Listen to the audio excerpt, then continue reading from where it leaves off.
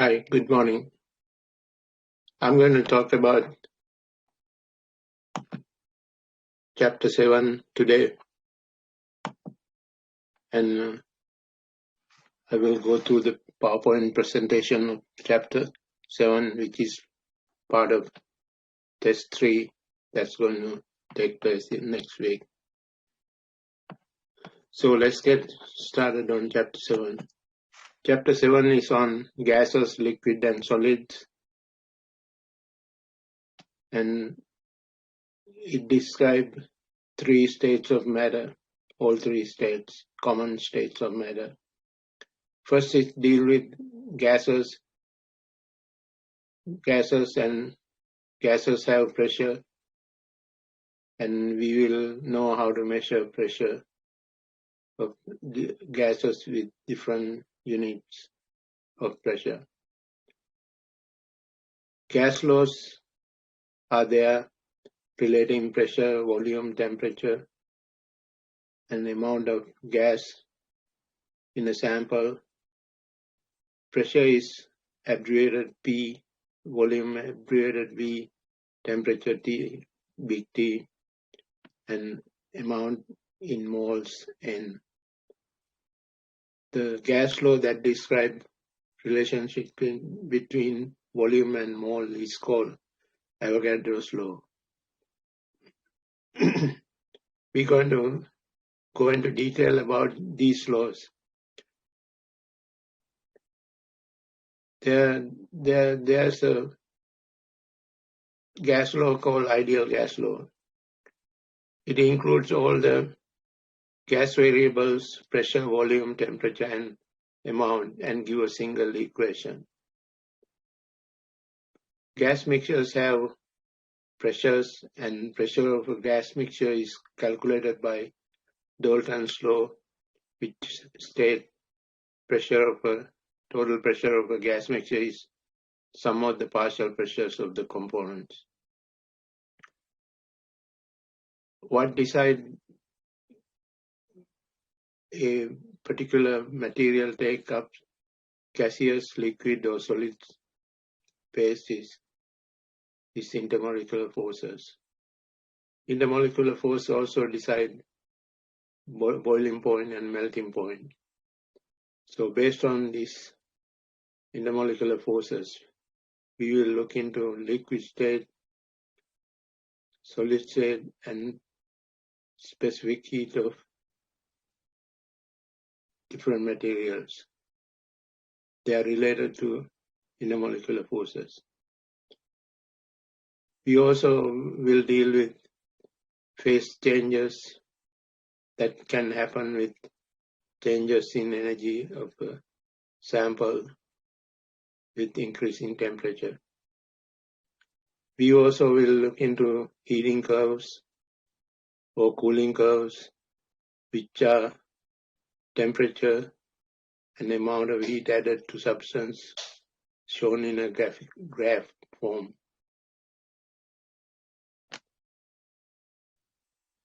In summary again, we will measure pressure and convert pressure units from one unit to another. Most common units are ATM and torr and millimeter mercury.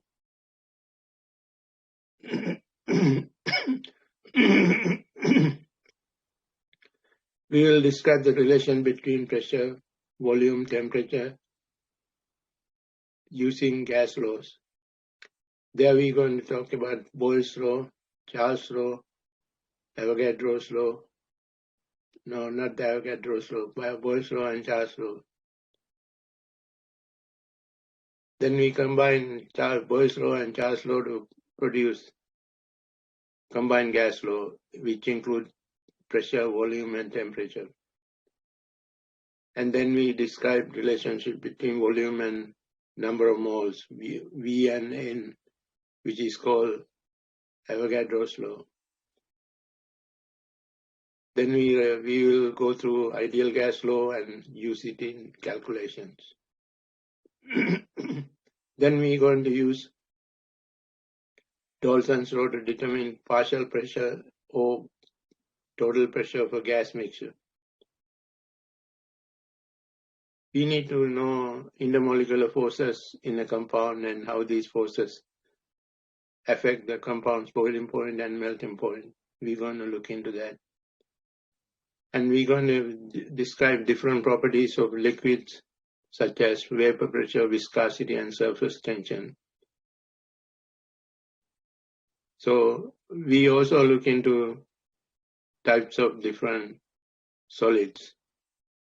There are ionic solid, covalent solid, covalent network solids, and etc. Metallic solid. We will define the specific heat and determine the amount of heat gained or lost by substance with the equation heat gain or absorbed is equal to specific heat times mass and temperature change. We will also describe energy changes that take place when physical state of a substance change. Then we interpret the changes depicted in various heating and cooling curves. There are places where the phase changes are taking place. The heat is absorbed as latent heat. It's not showing up as a heat temperature increase. We will look into that. Now we're going to compare properties of gases, liquids, and solids. The properties we're going to look into is shape and volume, arrangement of particle density, particle movement, interaction between particles. So they are different for different phases. For example, gas expands to fill its container, while randomly arrange these movement and they stay far apart, arrangement of particles. Density is very low for gases. Particle movement is fast, kinetic energy is high. Interaction, there's no interaction between particles of gas. They're free. On the other hand, liquid, they have a fixed volume and take the shape of the container it occupies. Randomly arranged but very close, moving on top of each other. Density is high and particle movement is moderate. Interaction between intermolecular forces are strong. In solids, they have definite shape and volume, fixed arrangement of particles with very close space. Density is high between 1 and 10 grams per milliliter. More particle movement of the speed is very slow. The intermolecular forces are very strong. So you need to compare these things for these three phases.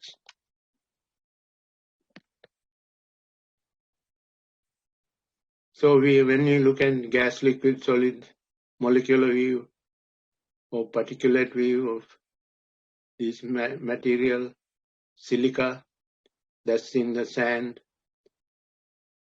liquid water, and nitrogen and oxygen gas mixture.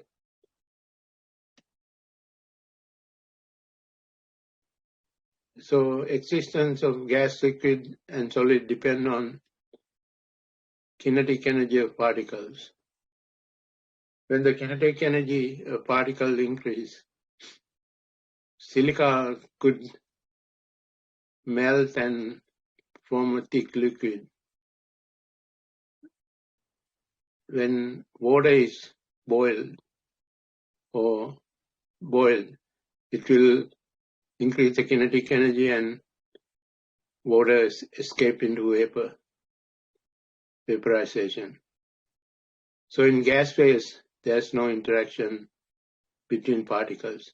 Therefore, any material gradually change from solid to liquid and finally at high temperatures converted to gas phase with no intermolecular forces between them.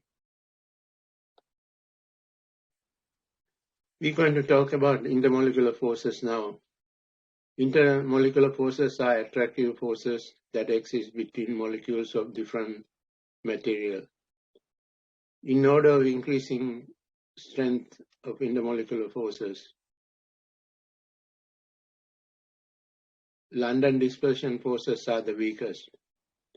London dispersion forces are formed in between nonpolar molecules through attraction of molecules that happen with instantaneous dipoles created in the molecule, between the molecules. On the other hand, dipole interactions are stronger than London dispersion forces because they are permanent dipole present in molecules due to imbalance of positive and nuclear charge, positive and negative charge in the molecule. Hydrogen bonding is a special case of dipole-dipole interactions where dipole is carbon, not carbon, fluorine hydrogen, oxygen hydrogen, and nitrogen hydrogen.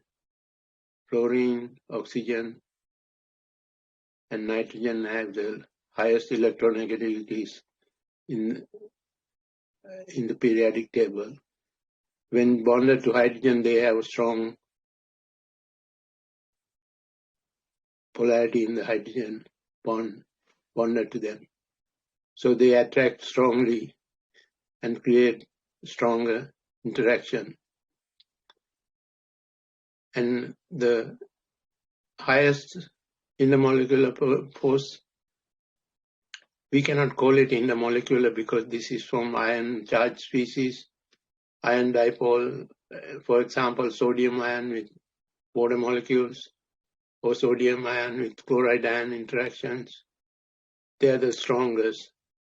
So these compounds mainly exist as liquids or mostly solid ion-ion interaction restrict these substances to solids.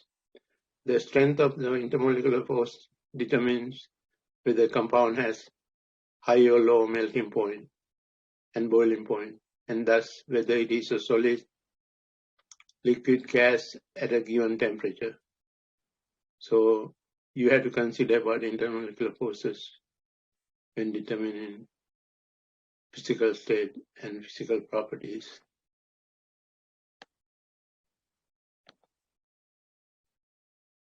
To describe London dispersion forces, we use methane. Methane is CH4. Methane has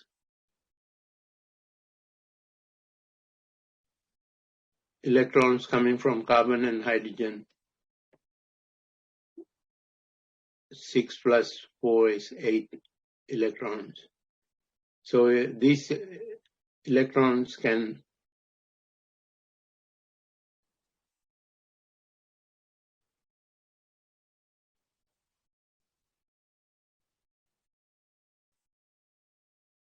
four plus 4, 8 electrons. These electrons can shift in the molecule. Normally they are dispersed equally. Instantaneously they can shift to one side of the molecule, exposing a nuclear charge, which is partially positive, and negative charge collection is partially negative. So that creates attraction between two methane molecules. More electron density in one region creates partial negative charge, delta negative. less electron density in one region creates a partial positive charge, delta positive. So these can attract to each other. London dispersion forces are very weak interaction due to momentary changes in the electron density in a molecule. So it's the weakest force among intermolecular forces. On the other hand, dipole-dipole interactions are stronger because they are permanent dipoles in the molecule with the molecules with a polarity. For example, formaldehyde carbon-oxygen bond is a dipole with negative charge on oxygen. They can interact oxygen with carbon of another molecule to form a dipole-dipole interaction. The strength of dipole-dipole interaction depends on the polarity of the bond. As I said before, hydrogen bonding occurs between hydrogen atoms bonded to oxygen, nitrogen, fluorine. Then they electrostatically attract to another oxygen, nitrogen, fluorine in another molecule as shown in the diagram. So the dashed line is a hydrogen bond between two molecules from the dipole of OH and dipole of OH in another molecule. Hydrogen bonding is present in DNA to whole double helix. There are 4 base pairs in DNA molecule: adenine, guanine, cytosine, thymine. Adenine, guanine, thymine, cytosine. So these forms, one of the adenine and thymine forms 3 hydrogen bonds. Guanine and cytosine forms 2 hydrogen bonds, as shown in the picture. They keep the DNA structure stable. When cell division takes place, they open up and create replica of the other half of the DNA helix, and it replicates the DNA. Ion-dipole interaction are the strongest. They are not really intermolecular because they are ions involved. For example, positive ion, a cation attracted to bottom dipole from the oxygen end, and the chloride, an anion such as chloride, are attracted to water molecules through their hydrogen end of the dipole. The negative end of the water dipole surround cation, positive end of the water dipoles surround anion.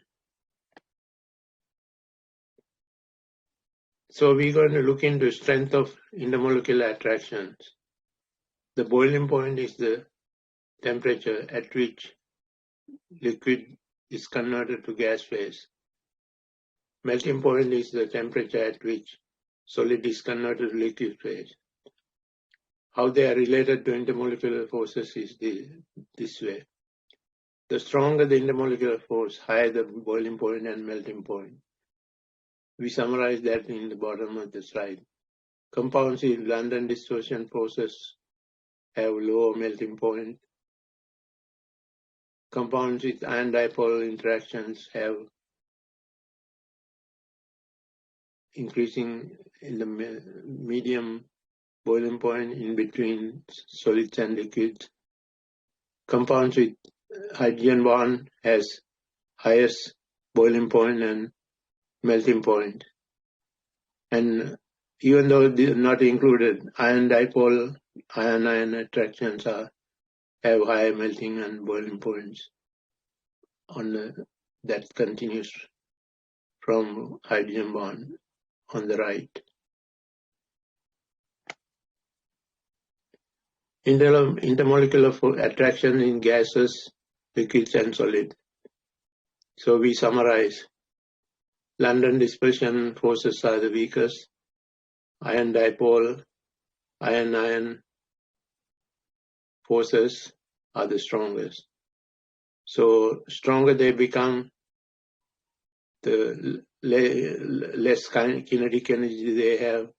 So they exist in solid, stronger ones in solid phase. Weakest attractions increase the possibility of the substance to be in gas phase, like hydrocarbons.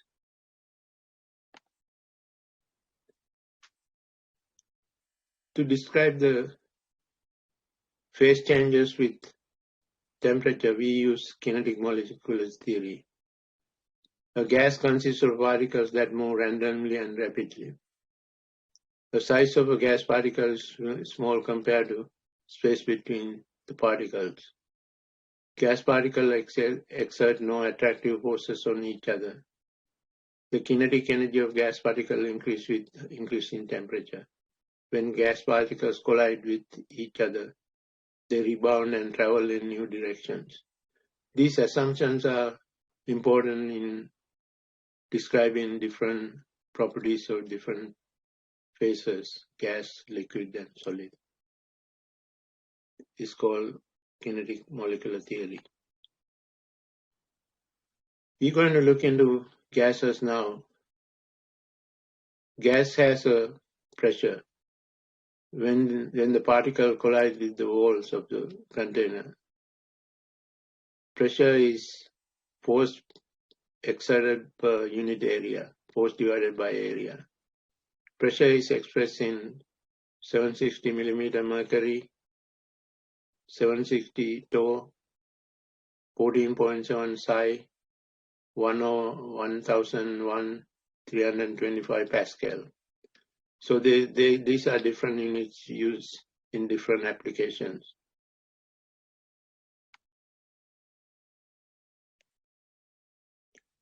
Now we're going to look at relations between different properties of gases. The properties we are considering is temperature in big T, pressure in big P, volume in big V, and n number of moles in a sample of gas.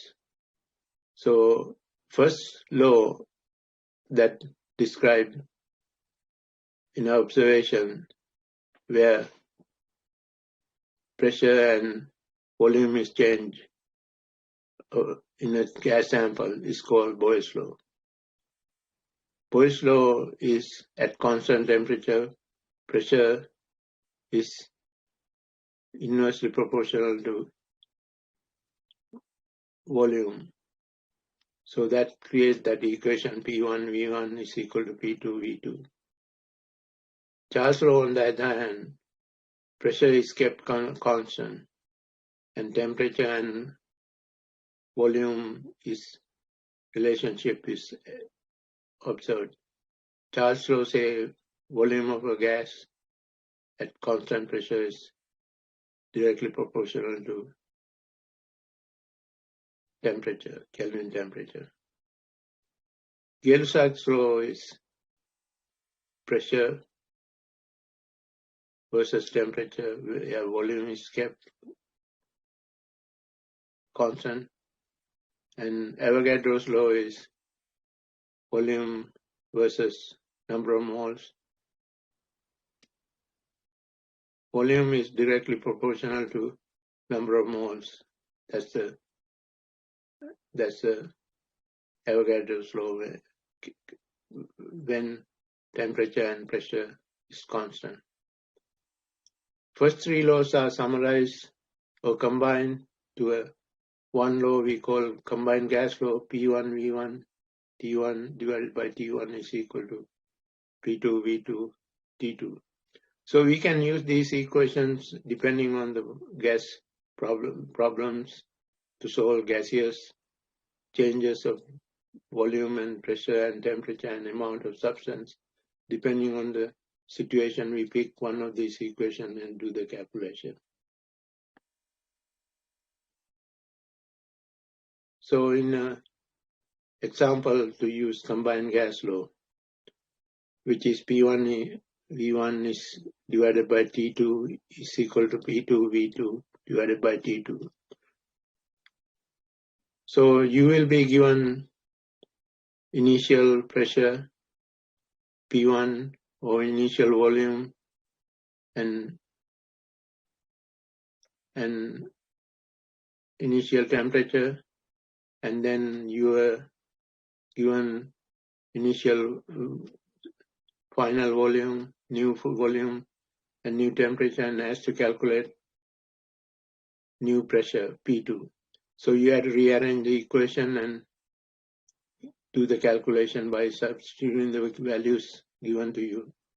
This equation is used to determine the effect of changing two factors, P and T, on the third factor. So you can different combinations, P and V, and then the third factor is temperature. So when you do calculation, you observe this. Ideal gas law. Ideal gas law is the one equation that combines all four properties of gases, P, V, N, and T. Can be combined into single equation called ideal gas law. This is the culmination of all gas laws into one equation. R is the universal gas constant. R depends on the units of pressure. When units of pressure is atm in the gas mixture, R is 0.0821 liter atom divided by mole K. When pressure is given in millimeter mercury or torr, R is 62.4. So depending on the pressure of the unit, you pick your gas constant. Now, expressing different volume of their gases, you have to specify temperature and pressure of the gas. Therefore, when we talk about volumes of different gases, we use standard temperature and pressure conditions. The standard temperature and pressure condition are gas at 1 atmospheric pressure, or 1 atmosphere is equal to 760 millimeter mercury of pressure, and we use 0 degrees Celsius or 273 Kelvin for the temperature. So when we compare gas volumes at STP to make it meaningful, otherwise we cannot compare. At STP, 1 mole of gas has volume of 22.4 liters. At STP, 22 liters is called the molar volume at STP. All gases with 1 mole of particle have that volume. So for example, if you look at nitrogen 1 mole and helium 1 mole, they both have at STP same volume, has same number of particles. Nitrogen in blue, diatomic nitrogen molecules, and helium in red, monoatomic helium. So that's how you compare volumes of different gases at STP. The Dalton law of partial pressure is important in calculating total pressure of a gas mixture. It says it's the sum of the partial pressures of component gases. If you have a mixture of 3 gases, A, B, C, total pressure is equal to partial pressure of A, partial pressure of B, and partial pressure of C. Now, even if you have same number of particles of PA in a container that will have the same pressure, the same temperature and same pressure and volume. So partial pressure is not dependent on component of gas mixture.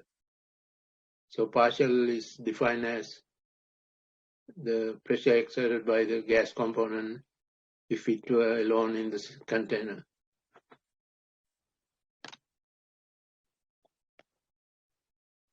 We're going to look at the various properties of liquids. Vapor pressure is one of them. Vapor pressure is the pressure exerted by a gas molecule in equilibrium with liquid phase. This is an example of physical equilibrium that exists on the surface of water and gas phase. At certain temperature, the vapor pressure is constant. Higher the temperature, vapor pressure increase. Vapor pressure increase with increasing temperature. The boiling point of a liquid is temperature at which its vapor pressure equals 760 millimeter mercury or 1 atmospheric pressure. So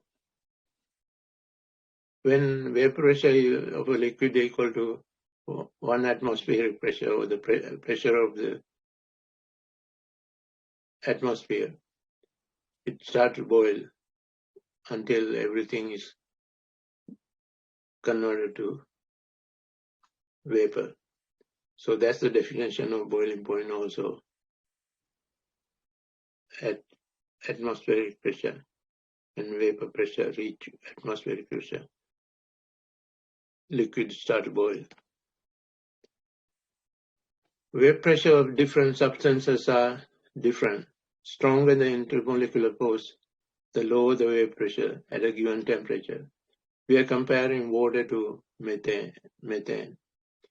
Methane become a liquid at very low temperatures. Methane have high vapor pressure because they have only weak London dispersion forces. Then they allowed easily to methane molecule to escape into gas phase. Fewer gas phase molecules are present in water at the same temperature.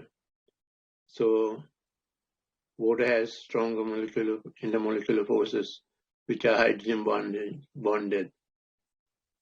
Keep the water molecule as a liquid at much higher temperature.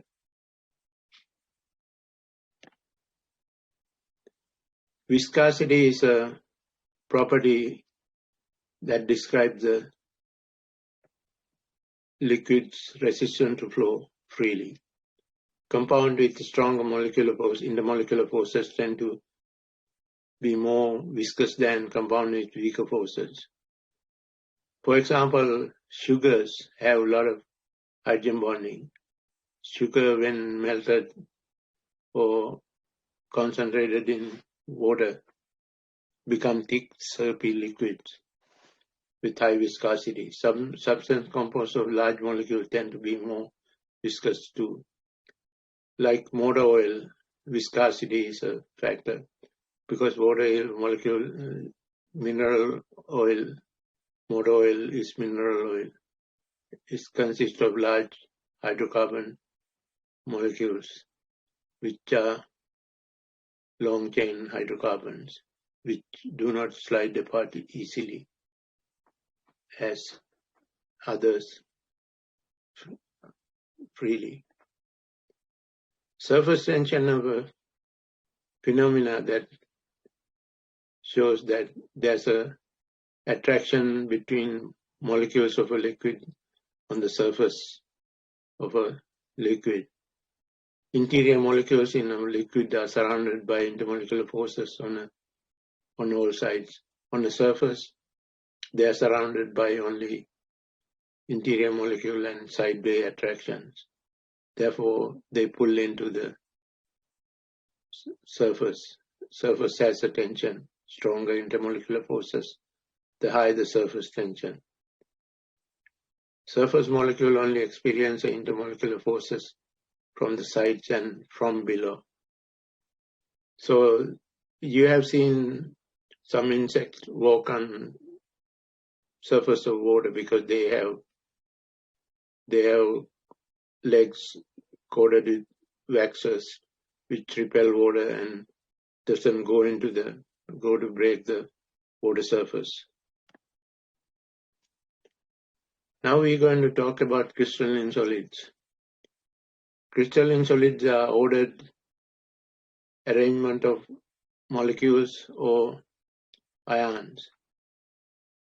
For example, sodium chloride is an ionic crystalline solid composed of regularly arranged sodium and chloride ion. There's a definite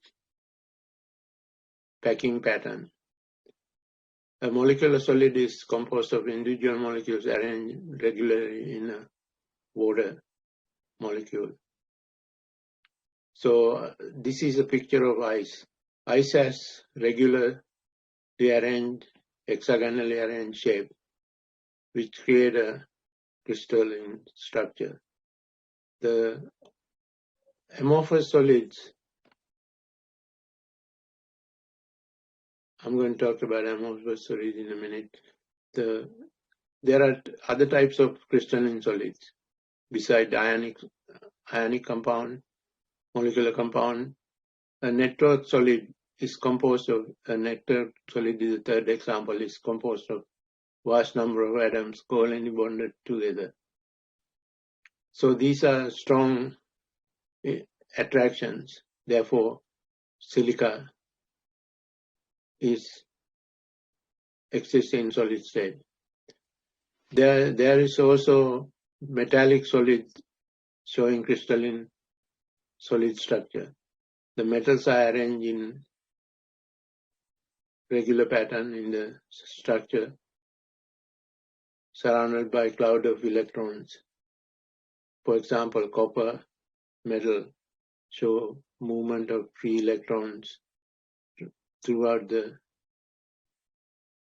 solid structure. This is a conducting material.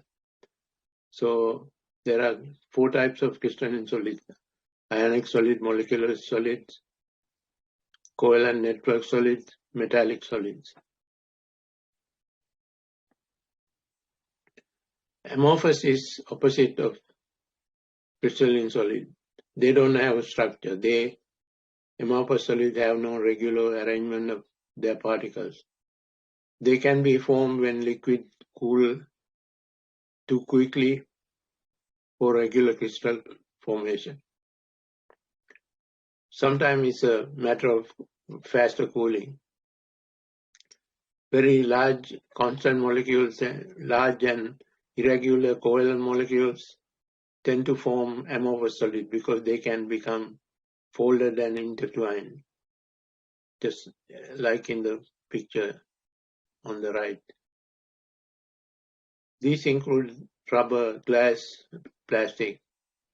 They mainly are irregular solid covalent molecules which don't have definite shapes, tend to form amorphous solids when cooled.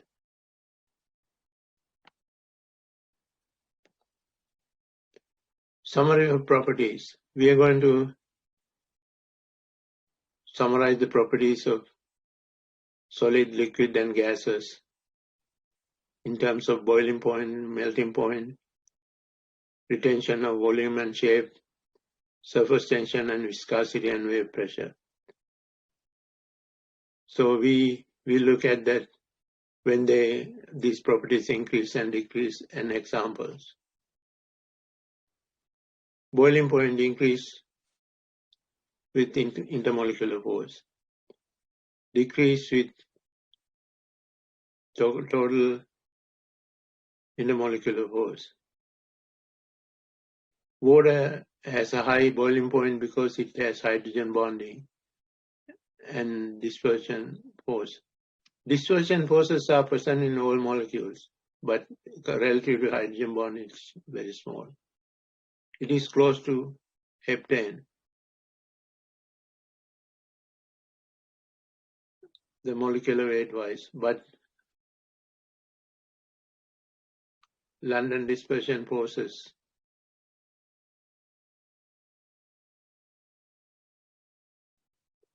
are only exhibited in the heptane molecule. Therefore, it have lower boiling point. Melting point show the same trend. The melting point of ionic solids are extremely high compared to water, which experience all the intermolecular forces, but not London dispersion forces. Sodium chloride is melting point and boiling point. Melting point is 10,074 Kelvin and water is 273 Kelvin. Sodium chloride has higher melting point because of the ion because of it has ion-ion attraction. Retention of volume and shape increasing with increasing intermolecular, decreasing with intermolecular force.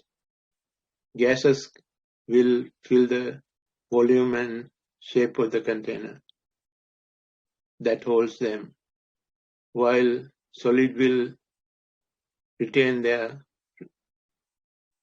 own shape and volume regardless of the container. Surface tension will increase with increasing intermolecular force, decrease with decreasing. The molecules of the surface have less neighbors and tend to less stabilizing force and so have a higher potential energy which the material will try to reduce its shape, sphere, water bending. So water bending is shown in capillary columns and things like that because of the surface tension. Viscosity increase with intermolecular force, decrease with intermolecular force. Next, not just a property of liquid, it is property of gases and solid as well, even though viscosity is very low for gases. Liquid have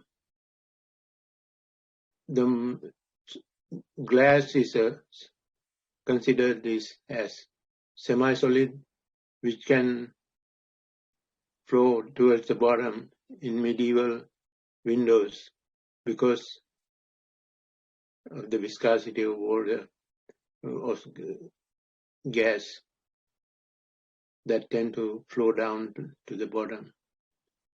Wave pressure decreasing with decreasing intermolecular force increase the wave pressure. Increasing intermolecular force decrease the wave pressure and the temperature. Ether has weaker intermolecular force than water because ether has dipole-dipole, which are weaker than hydrogen bonding in water.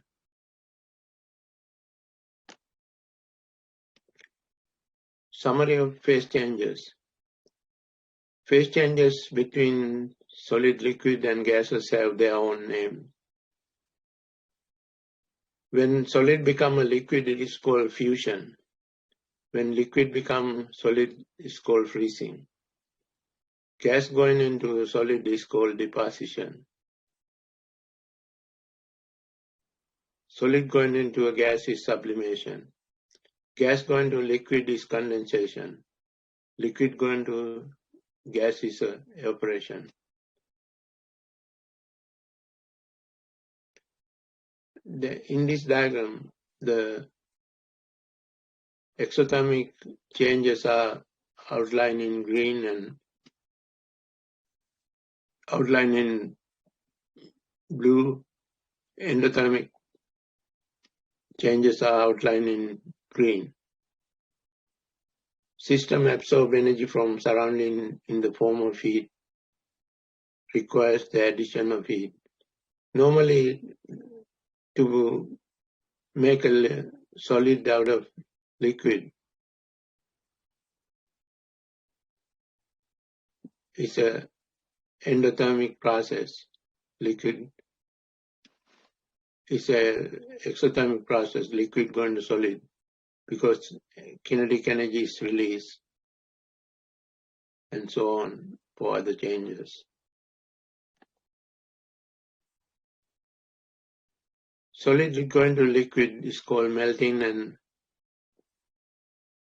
and liquid going to solid is called freezing.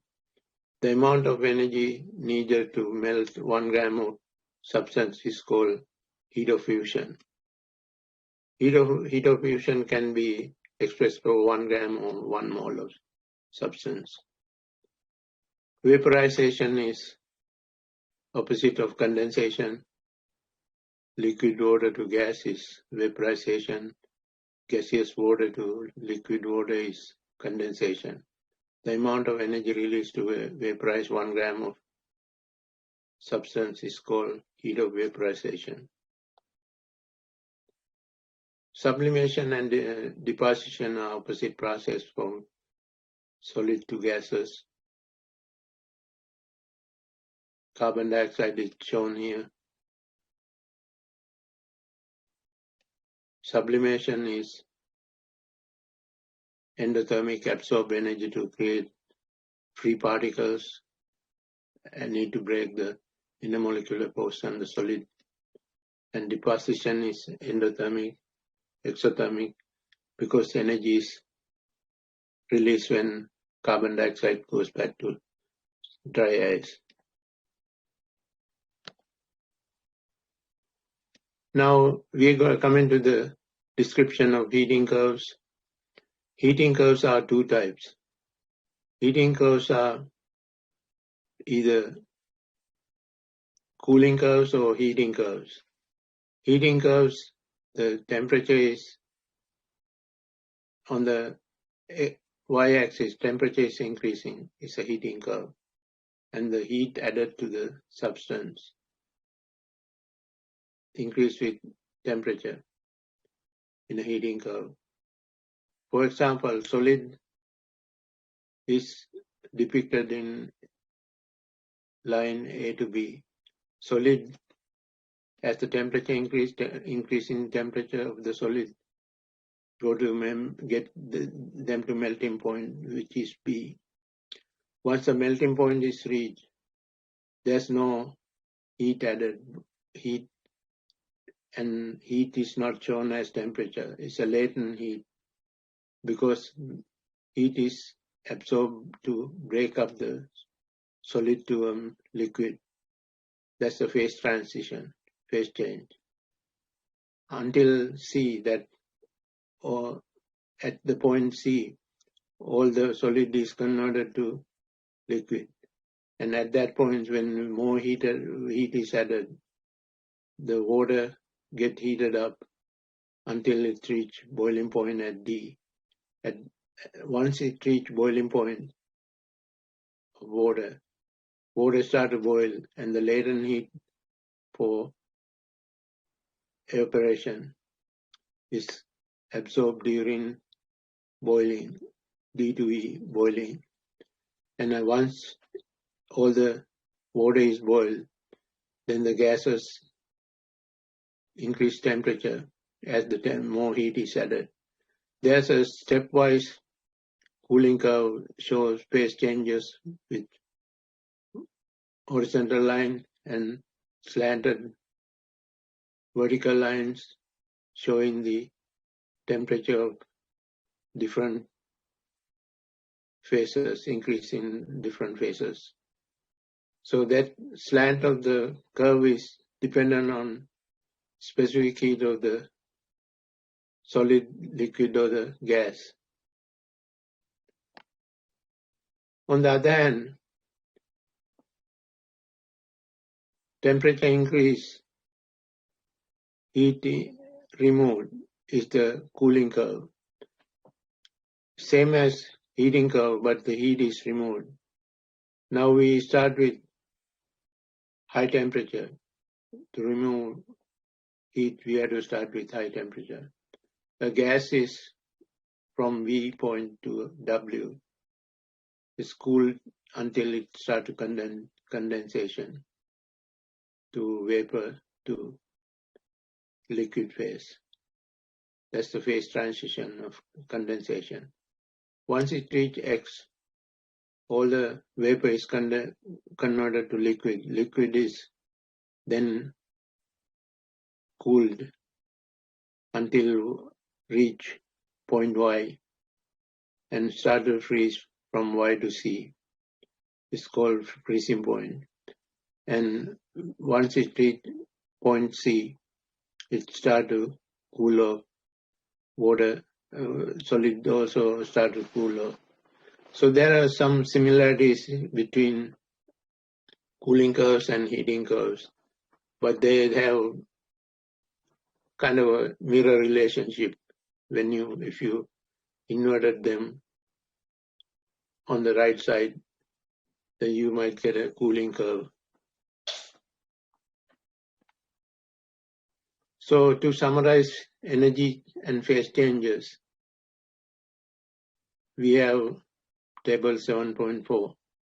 Melting is solid to liquid.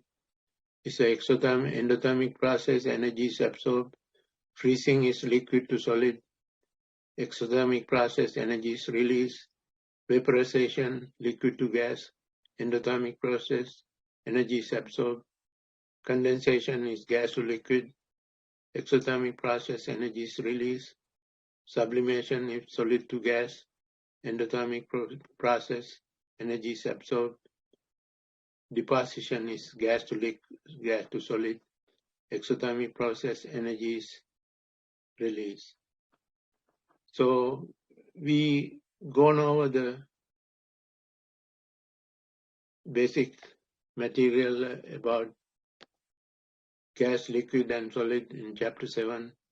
So I will be going over chapter 8 soon and post that in the